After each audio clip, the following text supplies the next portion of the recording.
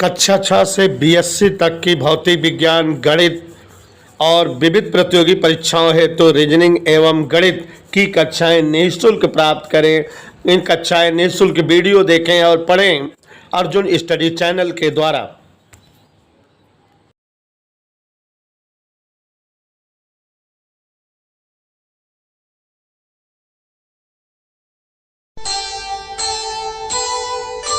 कर्म करे किस्मत बने, जीवन का यह मर्म,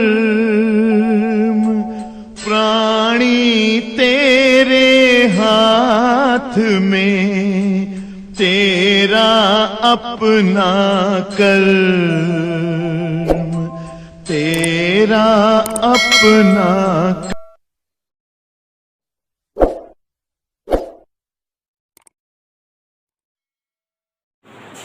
एक समान वैद्युत क्षेत्र में स्थित वैद्युत ध्रुव को घुमाने हेतु किया गया कार्य। प्यारे बच्चों, पिछले वाले पाठ में एक टॉपिक पढ़ाए थे, एक समान तीव्रता के वैद्युत क्षेत्र में स्थित वैद्युत ध्रुव पर लगने वाले बलयुग्म का आघूर्ण। जो बच्चे नहीं पढ़े हैं उनके लिए थोड़ा सा एक्सप्लेन कर रहा हूं कि यदि यहाँ कोई एक आवेश रखा जाए तो इस आवेश के कारण चारों तरफ वैद्युत क्षेत्र बन जाएगा।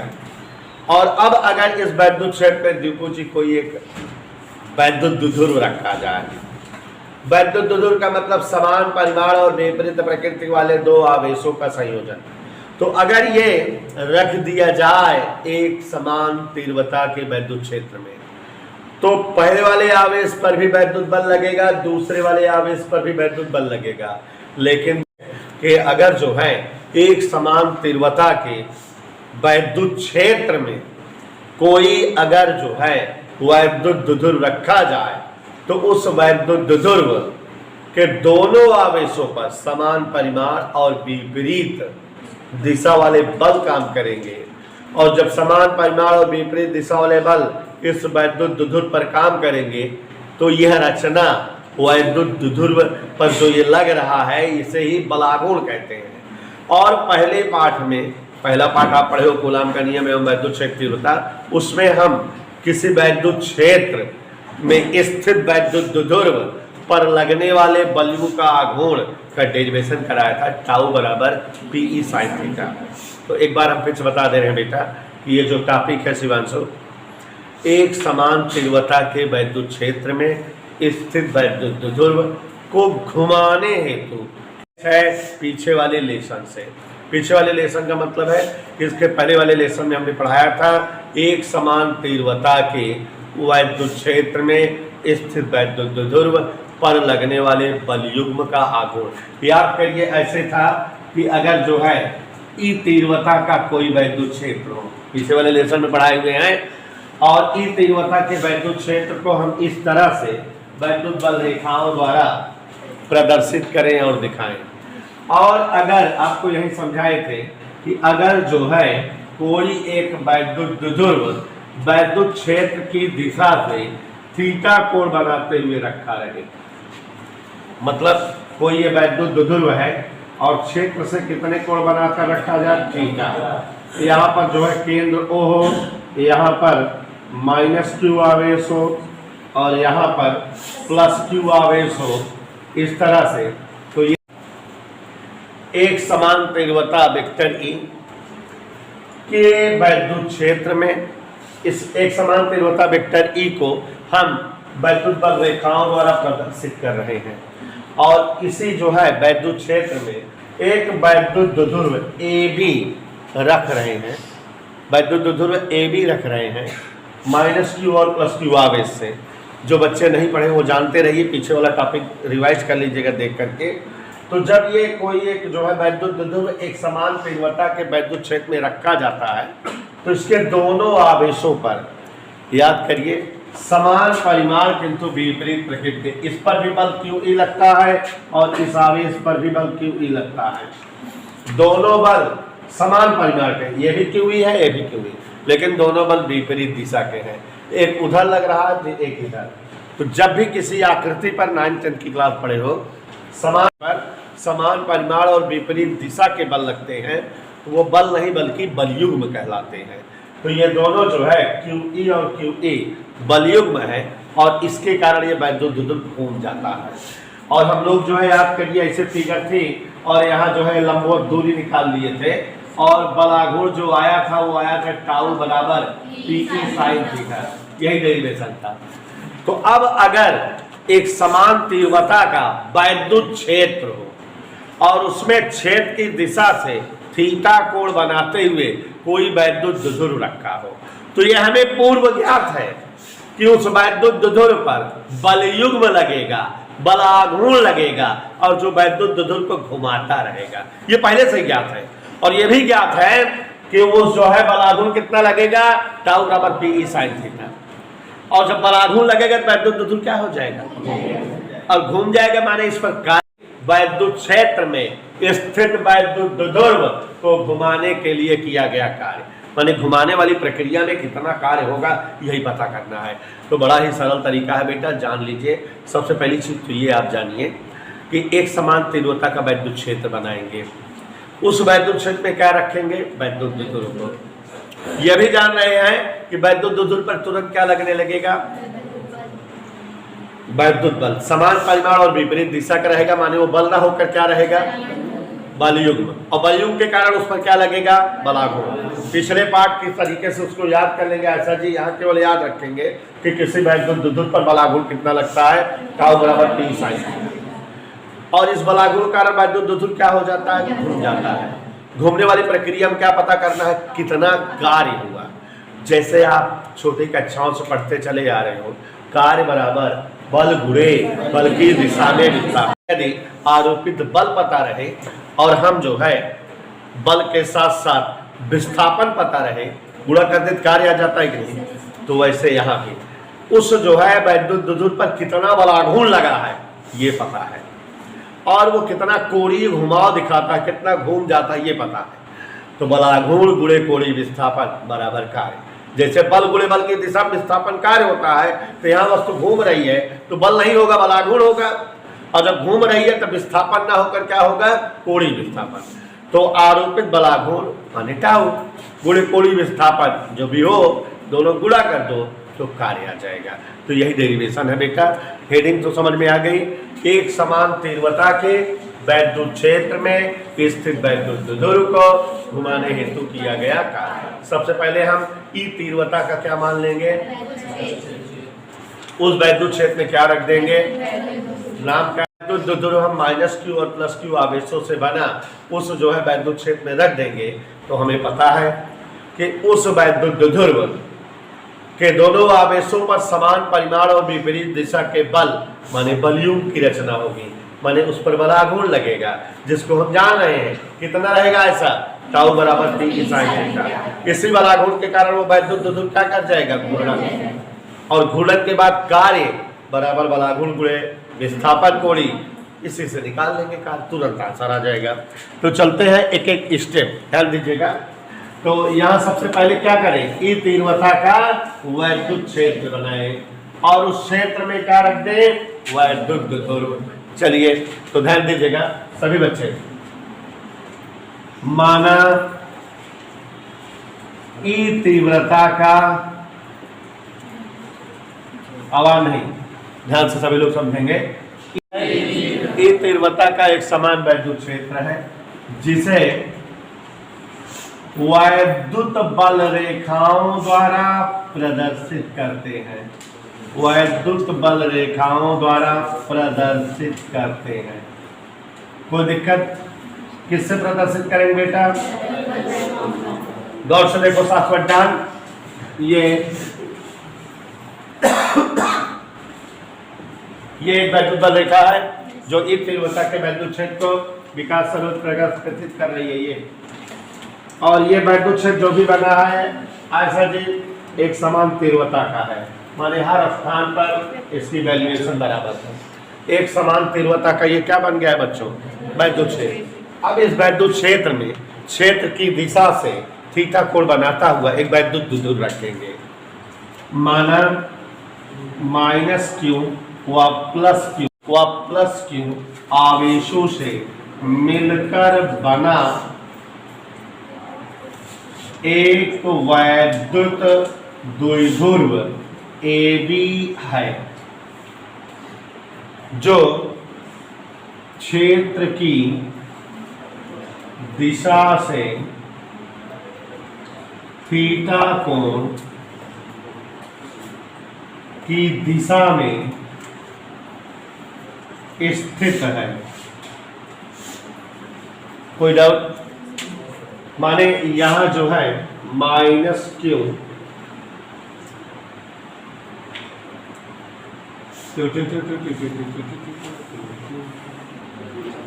प्लस क्यू क्या आवेश हो गए? माइनस क्यू और प्लस क्यू आवेशों से मिलकर बना, क्या दिख रहा है? आवेशों से मिलकर बना एक जो है वैद्युत द्विध्रुव AB वैद्युत क्षेत्र में स्थित है, और इसका ये केंद्र O है, और ये क्षेत्र की दिशा से, चित्र देखो, थीटा कोण पर स्थित है। यहाँ ये दिशा मान लेते हैं थीटा, ये लंबाई L, ये लंबाई BL। कोई डाउट किसी को?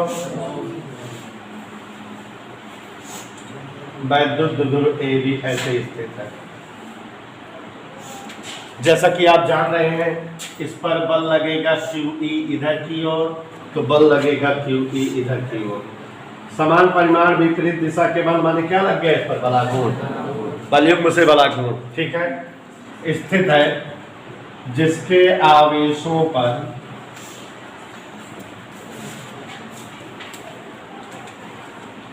समान परिमाण दिखाई दे रहा है नहीं, वह दिशा वाले बलों QE के कारण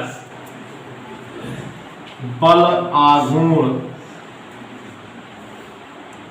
टाउ आरोपित होता है।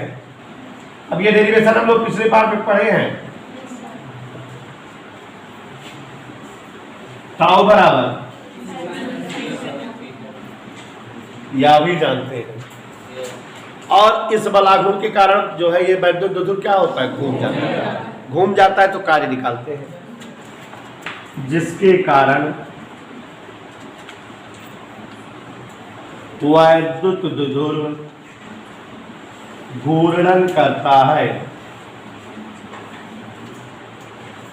वैद्युत द्विध्रुव क्या करता है? एक समान तीव्रता E का एक वैद्युत क्षेत्र है, और इस वैद्युत क्षेत्र में माइनस क्यू और प्लस क्यू स्थित है। वैद्युत द्विध्रुव के माइनस क्यू आवेश पर भी बल QE, प्लस क्यू आवेश पर भी बल QE लग रहा है। समान परिमाण और विपरीत दिशा के बलयुग्म की रचना कर रहे हैं। इसके कारण द्विध्रुव पर बलाघूर्ण लग रहा है। पहले वाले पाठ के अनुसार लगा बलाघूर्ण टाउ बराबर P sin थीटा, और इस बलाघूर्ण के कारण अपना वैद्युत द्विध्रुव बेचारा घूर्णन करेगा, और घूमेगा तो वही बलाघूर्ण, जो बलाघूर्ण कारण घूर्णन कर रहा है, वही कार्य निकालेंगे। यदि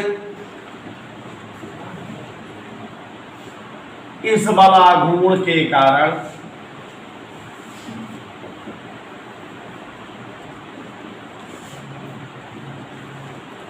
वैद्युत द्विध्रुव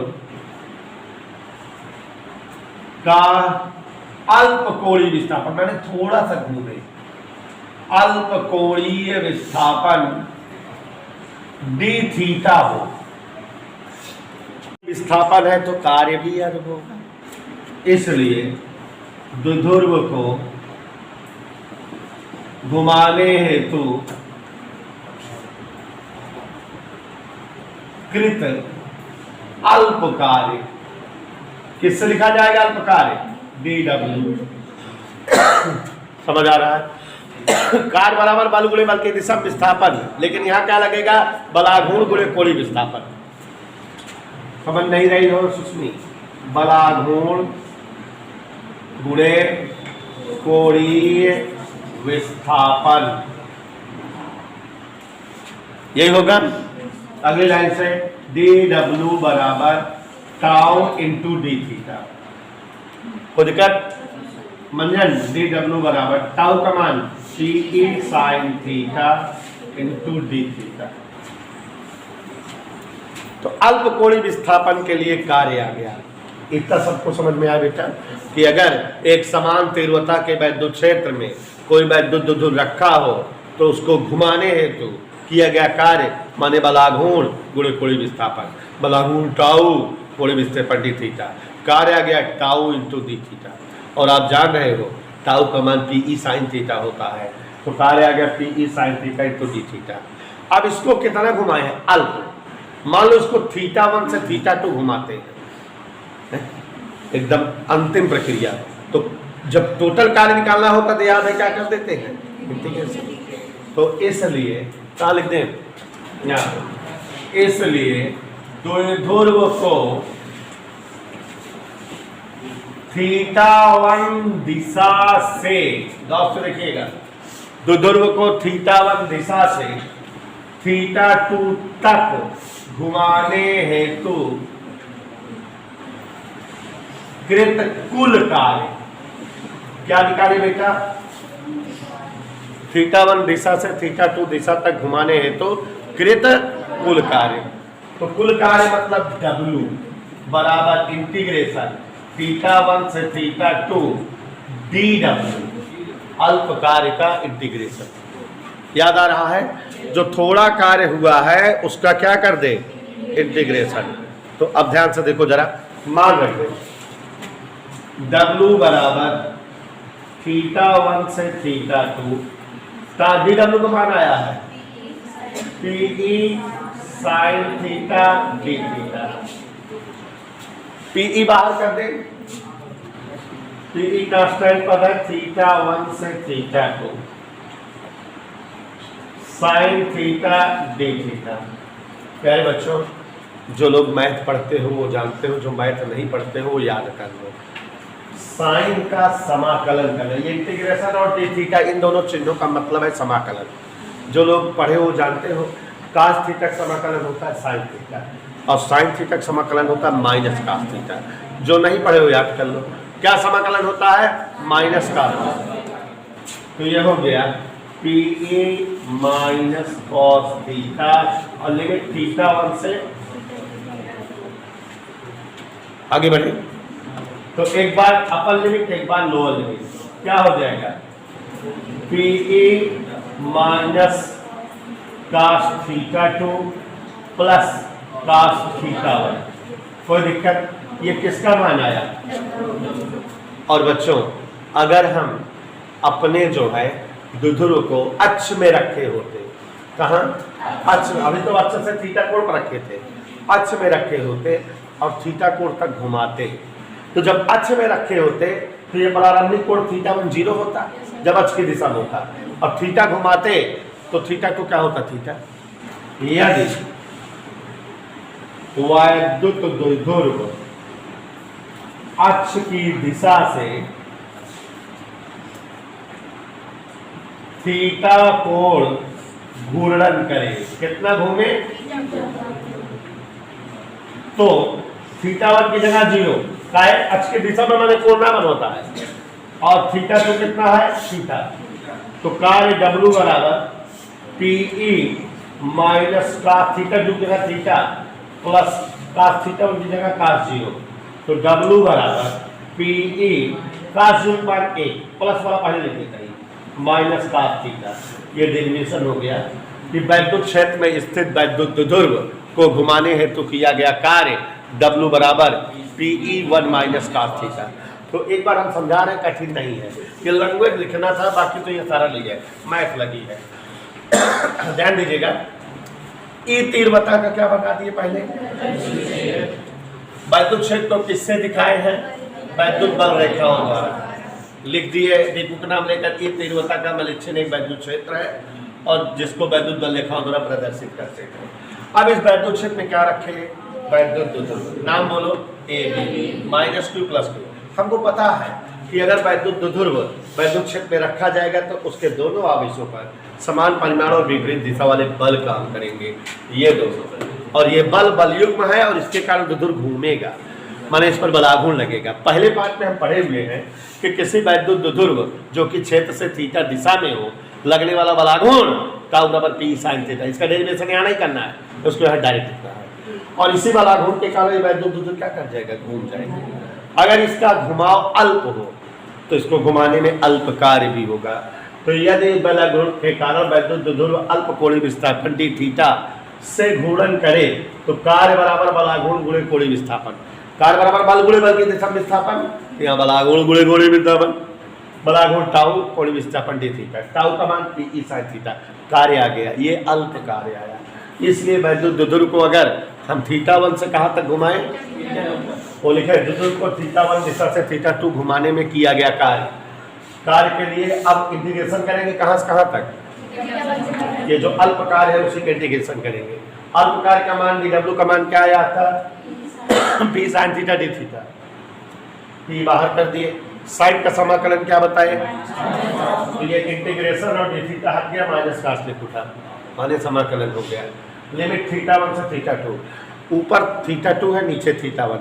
लिमिट हल करने का तरीका है कि पहले अपर लिमिट लिखो, माने θ2 पहले लिख दो, माइनस का θ2, उसमें लोअर लिमिट लिख के घटा दो, तो माइनस करना, माइनस पहले से प्लस हो गया, साथ लिखो, ये हमारा आंसर हो गया।